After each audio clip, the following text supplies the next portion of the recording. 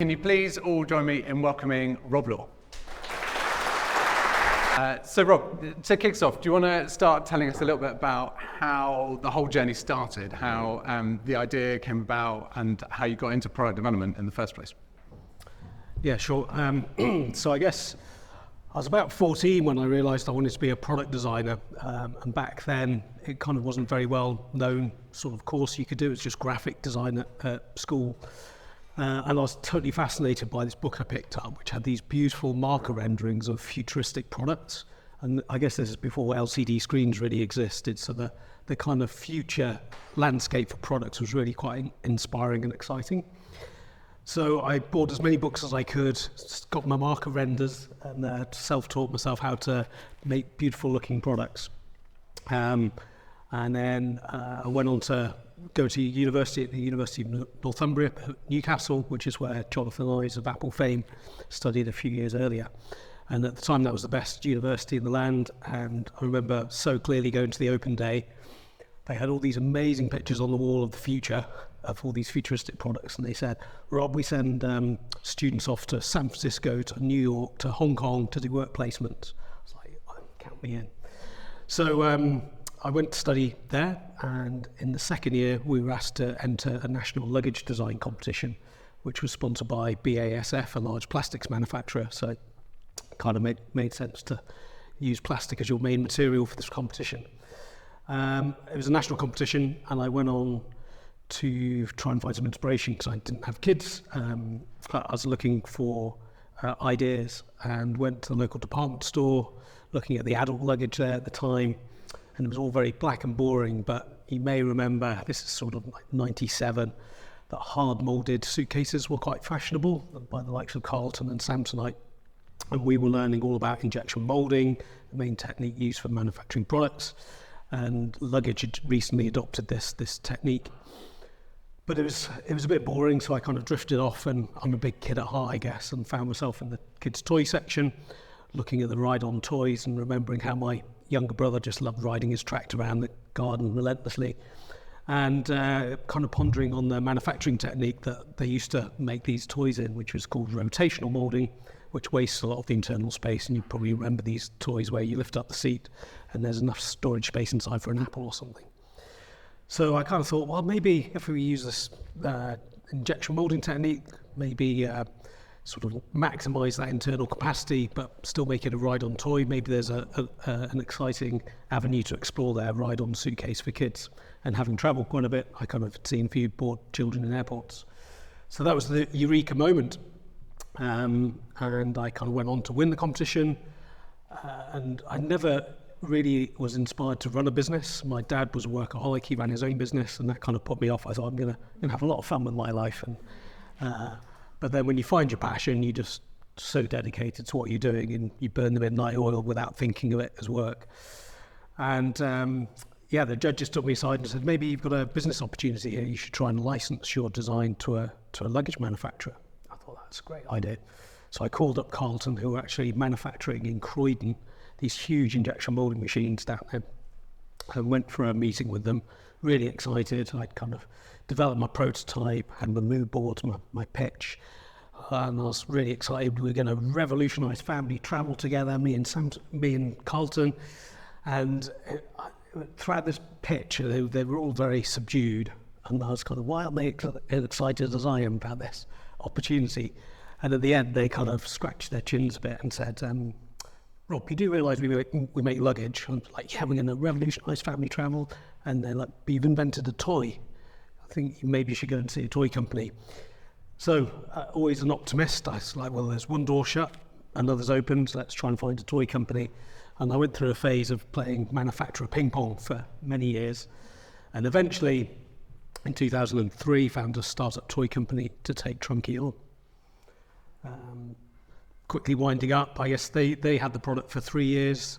They early on they got a customer in the Middle East that ran a TV program for Trunki. It was co-branded with Fula, which is the equivalent of Barbie over there, with obviously some fairly different cultural differences.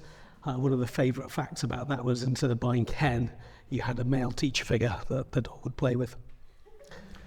It was really exciting. and I took a job down in Bristol. I'm originally from the northwest, about just outside Chester.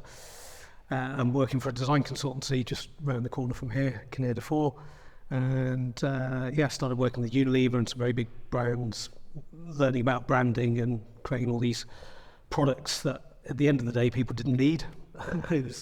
I'd always inspired to be this product designer, and then I was faced with briefs of design a product to put more bleach down the toilet, design an electronic deodorant can that requires 6 AAA batteries. It was just like, really? This isn't kind of using design, harnessing design for the greater good.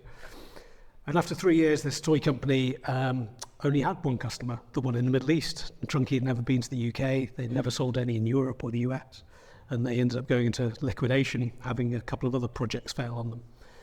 So I thought, well, there's an opportunity here. Maybe I should try and launch it myself, not knowing anything about business, but kind of, to me, it was really clear. Trunki, doesn't matter whether it's toy or luggage, it should be a lifestyle brand marketed to parents, primarily mum. And that was my kind of starting point. Mm-hmm. And I'm sure everyone wants to know about that Dragon's Den experience. So do you want to tell us what got you there and how that felt to go through that sort of very public rebuttal, shall we say, is probably a nice way to put it. I think people can react to that very differently. So what was that whole experience like for you? Yeah, so this was season 3, 2006, and when we filmed, the first container of Terence and Trixie's, the pink and blue Trunkies, had just arrived to Avonmouth Docks. So literally, I'd been trading for 2 weeks and had just quit my job as a design consultant. So I was right at the start of the journey, but I thought, well, it's a colourful product, it's quite unique, should make some good telly. And doing some research, Richard Farley had toddlers at the time, so he was my target to invest. And as you saw, the pitch started off really well, then it all went completely out of control. And yeah, from leaving empty-handed at the top of the steps, because it was filmed in a warehouse back then, by the time I got to the bottom, it suddenly dawned on me that this was going to make pretty theatrical TV that would probably ruin my business, and I kind of wished I had invented a time machine and not a bloody ride-on suitcase. But I had a bit of time before it aired. The BBC said, I will give you at least 4 weeks' notice. And then season 3 started, and I had no communication from the BBC.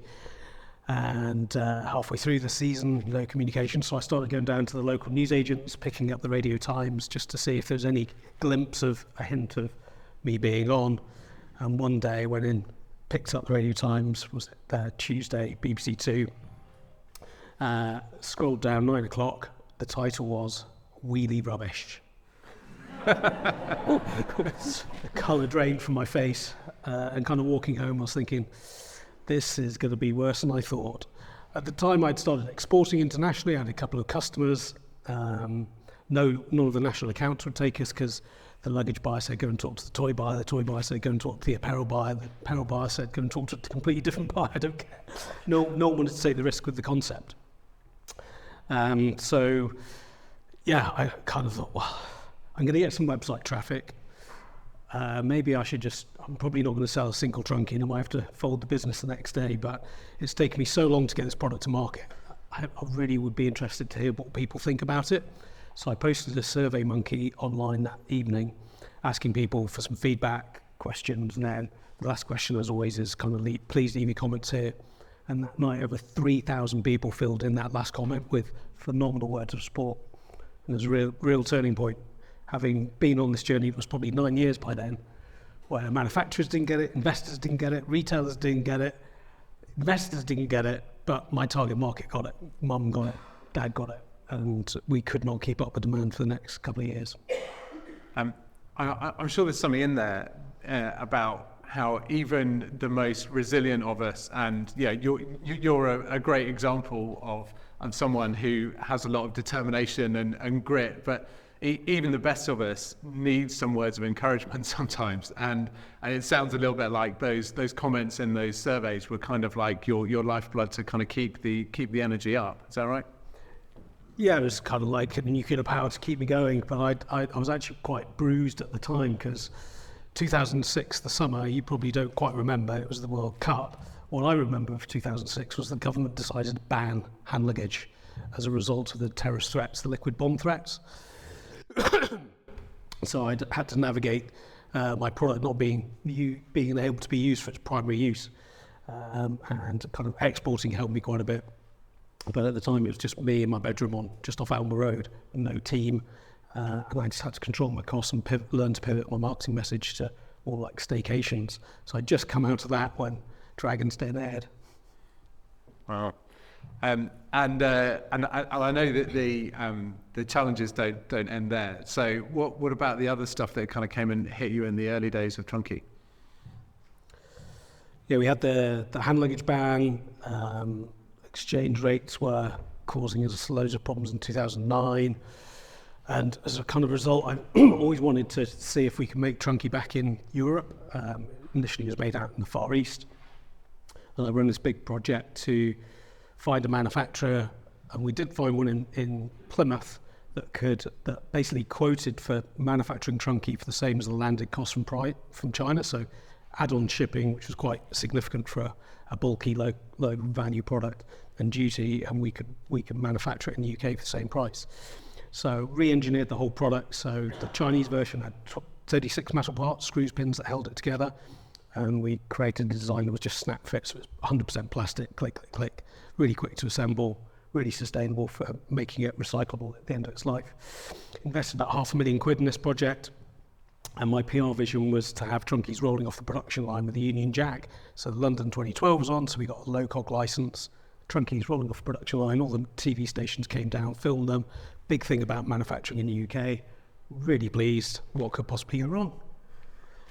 They couldn't keep up with our demand. They kept falling short of our orders. And towards the end of the year, I got a phone call from the managing director telling me they were just about to go into the administration. So they completely undercut what was involved with mass producing a product, rather than they were essentially like a trade molder. So they just make small production runs of stuff like medical devices and automotive things. But for us, they had to really ramp up, and they just didn't really appreciate how difficult it was. So I was then faced with, do we kind of reshore back to China, or do we try and find a solution? And being a product designer, I really understand manufacturing. There's 45 jobs at risk, and I thought it makes real sense to be completely vertically integrated. Then we're manufacturing in Plymouth in our own facility and dispatching direct to consumers from Amazon and our own website. And that to me sounded like a lot of sense. Everyone I spoke to said, don't do it, don't do it. And it was quite a challenge initially, because the factory went wrong through really bad management. So trying to find the really good people down there, incentivize them, make them feel proud, and give them the responsibility. So I didn't actually run a factory, but some of the team down there kind of had some pretty good ideas. So giving them an awful lot of leeway to try and run a factory there in their own way with a consultant sort of support really helped us turn that around. So we had that.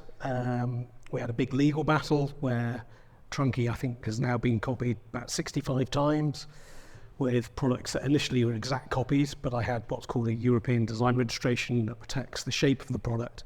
You can't get a patent for a ride-on suitcase. We've patented the clasps because the way we engineered them was quite clever, but it was just protecting the shape. And then in about 2015, a British company with a Hong Kong sidearm decided to have a go at us. And they copied everyone from Joseph and Tangle Tees and anyone who's been successful. So they're a serial copycat manufacturer. And I thought, well, we're going to have to make a stand here. We're going to have to try and take this to court, because they're not going to give up. And we went to the High Court in London, and we won, which was great. Thought that was the end of the story. Their solicitors thought there was a technicality that the judge had interpreted incorrectly. So they appealed the decision, and then a year later, I suddenly found I was being sued for loss of their sales across the whole of Europe because I'd given them a European injunction. I was having to pay all their legal fees and my fees, and it just felt completely unjust because the original decision was overturned. Throughout that period, we had quite a lot of interest from the press because no one had really talked about being copied before. It's like the brand's dirty laundry. So the press had followed the whole story of us being copied and what we were doing. So I felt that we really needed to kind of raise people's awareness of this problem. And we got a couple of celebrity designers like Terence Conrad and Kevin McLeod to rally behind us. Got loads of PR, and then we were able to push the case all the way to the Supreme Court. And had this really surreal day in the Supreme Court with the cleverest people in the land, these really senior judges with all these brightly coloured suitcases around them, debating how to interpret registered design. So it wasn't a case of whether it was or wasn't protected, it was the law around what is protected and how you interpret it, which was never part of the piece of paper I read about how to record your design. But anyway, so yeah, I was in Hong Kong at the time on business. A few weeks later, and found out that they had ruled in the other side's favour. This kind of predates Brexit, but you can kind of see how the judges were very pro-competition in the UK, whereas in Europe it's a lot more protective. And it was the end of the road for that. And I just had to kind of quickly think, well, that's £1 million down the drain, but we've got a business to run and we've just got to move forward and just put that behind me. So try not to spend too much time worrying about the things I couldn't control. I tried to control them, couldn't control them, so let's just put that to bed and move forward. And actually the following year we sold more Trunkies than we ever had in the UK, thankfully due to that PR. And the product that we were fighting was a real mess and just fell apart in people's hands, so it never really took any market share. Right. There's a lesson in there about knowing when things that are in your control and things that are outside of your control. And I think one of the things that was outside pretty much everyone's control was the big thing that came next in about 2019. You might remember it, people who are listening. Well, we couldn't go anywhere. And if you don't go anywhere, I guess you don't really need luggage. So how did that affect things? Yeah, I mean, I'm a big fan of Amazon and was always looking at the Amazon sales data, and we were trading across the whole of Europe. And in Italy, I just saw one day the sales just fall completely off a cliff. I don't think we made a single sale that week. It's like, oh, that doesn't look good. 2 weeks later, Spain, exactly the same. So I got my fellow directors together and we're like, we're going to have to plan for like some serious challenges. It was a bit like the canary in the coal mine. So we drew up a redundancy program and we're about to announce it. But fortunately, the Chancellor stepped in the day before with furlough. And it was just conserve energy, conserve costs, loads of negotiations to try and hold on to as much cash as we could. We went from about £10 million turnover to 3. I was still actually quite surprised that people were buying some Trunkies. But yeah, trying to manage that kind of price revenue reduction was staggering. And you kind of want to reach out to your customers and maybe give them some homeschooling ideas for toddlers and things. But, our marketing guy was on furlough. Like we couldn't do anything, and it was just like we're just going to have to conserve energy and just go into almost like a hibernation stage, working from home, and just trying to survive. The following, because of so many lockdowns and easing and then lockdowns, it wasn't until 2021 where travel really started to come back, and we had a bumpy year. But that was after 2 years then of sort of £3 million revenue. So it's a real challenge for the business. Tried a few things just to see. So I developed a really cool toddler face mask. Turns out toddlers didn't need to wear face masks, so we didn't really sell any of those. We added an antimicrobial chemical to the plastic, so it would kill all the germs on the Trunkies. And in hindsight, maybe an ambulance wasn't the best product to launch that with, because it had now bad connotations with people getting ferried away to hospital. So yeah, I tried a few things, but actually that time that I had gave me a lot of time to reflect, and I ended up writing my memoirs and published a book, taking a lot of my kind of learnings in business, but also my personal life. And that launched shortly after. 65 roses and a Trunki. I'll plug it for him. He's not doing it. I don't have a copy here to show people. Please do read the book if you want more of an insight on Rob's journey. So one of the things about building a business and making an impact, one of the biggest challenges people often face, and we've seen some of it in the Dragon's Den experience, is money and funding. So do you want to tell us a little bit about the sort of the funding journey for Trunki and how that went? Yeah, sure. So I guess the scrabbling enough money together to buy that first container was kind of a friends and family round. And then the banks were quite generous back in 2006, and I was able to get, I think it was about £160,000 unsecured, which helped us with a lot of the trading, because the sales really picked up. That meant we had to buy a lot more stock, which really tied up our cash flow. And then you've got to wait like 90 days for the retailers to pay you. So it was about 120 days. And a great piece of advice mentor sort of told me is, Rob, you're not a bank. You should use the banks to fund this kind of cycle and try to do it yourself. I went on Dragon's Den asking for £100,000 for 10% of my business. And then a few years later, I did an angel round and got an angel investor who put in £200,000 for 10%. And that lasted us all the way till about 2016, when I had big ambitions to take on America. I was kind of getting a bit tired of having so many direct line reports with everyone asking me what we should be doing. I wanted to try and hire some senior people to bring into the business. So we went down the private equity route, ran a competitive tender, and got £4 million in through that. And that was kind of a start of a journey where you basically handing over the keys. You don't have control of your business anymore. And I think the greatest lesson I learned from that, I'd done so much about culture and team building and hiring people, but I didn't do my due diligence on the chairman. And the chairman basically worked for the private equity firm, had none of my interests or brand's interests at heart, and just wanted the private equity guys to make more money out of the deal. So that was a big mistake. And yeah, it was quite a fractious relationship with them, where we didn't really feel they supported us much through COVID. I mean, they did what they could, but they didn't restructure as a result of it. They just kept all their debt, and we were just drowning in debt at the end of the day. So it kind of made sense not to carry on after we kind of rebounded. And so that funding journey ultimately led to the sale of Trunki to Heroes. So and in you moving on from it. So do you want to tell us a little bit about kind of how that exit has been? And this is your chance to plug ZP and tell us a bit about what you're up to now. Sure, yeah. So we had a competitive tender to sell the business and exited in February last year to one of these new trending businesses which are called Amazon aggregators, and they buy brands that sell on Amazon, brands people basically never heard of, but then they consolidate all these brands underneath their kind of internal resource and get more efficiency. But this particular business wanted to get off Amazon and sell to the trade and to get better at D2C sales, which we could bring to the party. So it looked like a marriage in heaven, and in reality there was lots of cloak and dagger, and they knew how to sell on Amazon, and they had no idea how to support our business in the other channels. And yeah, I worked there as general manager to help integrate the business for about 18 months, I think.